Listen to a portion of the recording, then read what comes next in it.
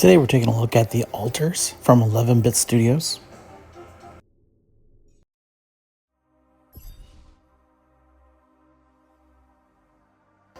Now going into it, the only thing I actually knew about this game ahead of time was the fact that as the story progresses, you start interacting with essentially versions of yourself from basically different dimensions or different timelines. And, basically all hell runs amok because of it. And simply that was it. And you get a sense for that for the main image for the game itself on the Xbox dashboard. And so going into the game, that is very much what I was expecting. Now, once I actually got into it, I mean, right off the bat, fantastic graphics to start with. Now, I know there was some claims online about 11-bit using AI imaging in the game itself, and they've come out with an announcement essentially saying that the only use of it in the game was as placeholders until it could be replaced by actual handmade art. And there was one image that was left behind by mistake, and they've since corrected that and identified that that was the only instance remaining. Now, I think I see in this game what people are referring to, because there's going to be several instances where kind of the background kind of bleeds and blurs and stuff, and kind of looks like that telltale sign that AI was used to generate the image. But I think it's more intentional with this, and it's not actually AI, because the moment that I saw it, I instantly thought that it was essentially like the other realities kind of bleeding through or merging in. Now, initially, the story basically focuses on, you arriving to this planet and things immediately going awry, and your escape pod or your drop pod, whatever it's called, basically lands away from everybody else. And, as you progress, you come across the other members of your crew. And as part of that, essentially learn their fate. And, clearly, since the game focuses on, alternate versions of you coming over and helping you out, it basically leads you to believe that the crew is not long for this world, before you get into it. Now, I thought the rain effects, the smoke effects, like all of it, they did a fantastic job on the world itself, and definitely left me wanting to explore it more and just see what else there is to this world. And like even with the red smoke and stuff from the flare, that's his flare from where he kind of crashed initially.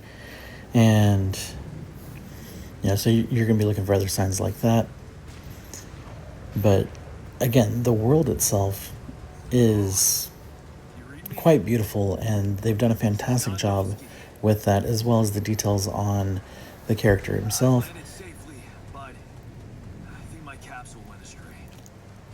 Now, the controls through here are pretty simple as far as general movement, and they feel very natural, at least at this stage of the game. Later on, we go through and we end up finding some ore to dig up that's needed to build an item, which you're going to see a little bit of that menu. And there's the station that you're supposed to be working on, as well as the rest of your crew, kind of scattered throughout.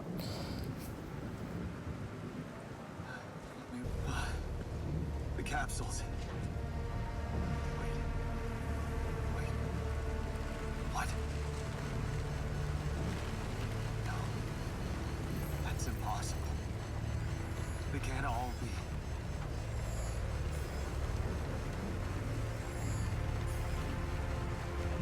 Why?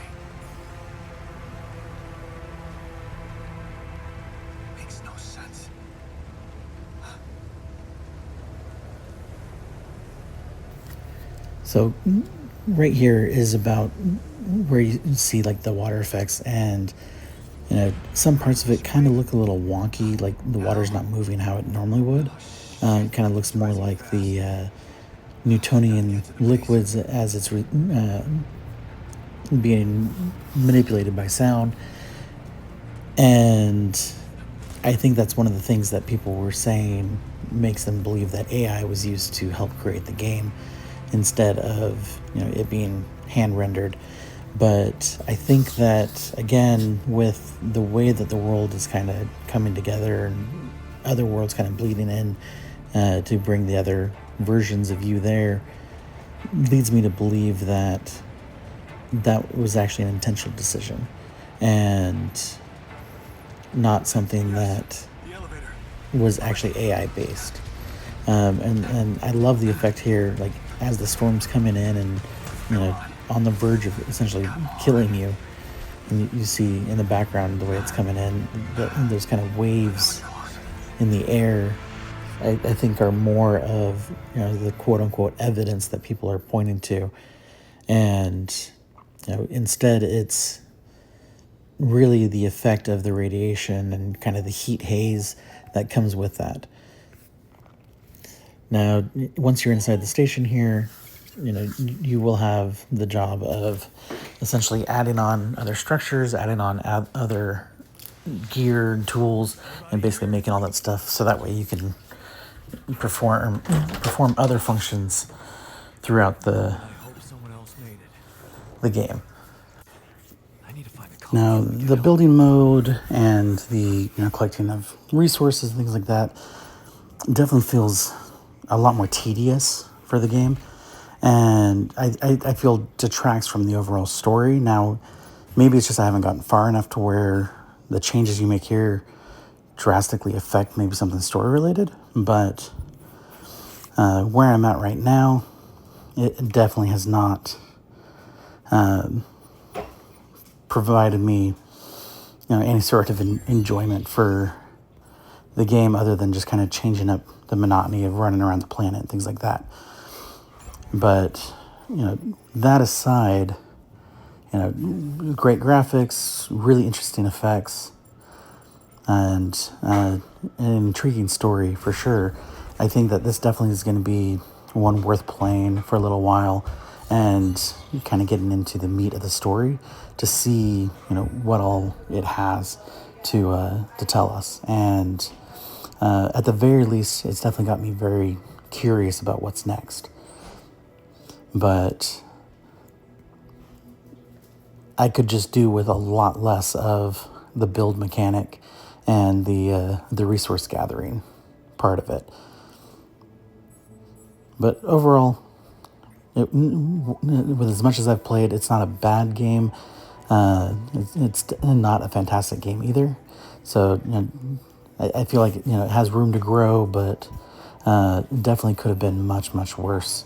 And the effects that they were using that I feel that people were mistaken for AI, I thought were very well used and very interesting, like how they appeared on the screen and essentially like what they actually mean, and overall adds to the mystery of the story, and definitely makes me want to try it further to see what else the world is trying to tell us and what else those effects are trying to tell us as well.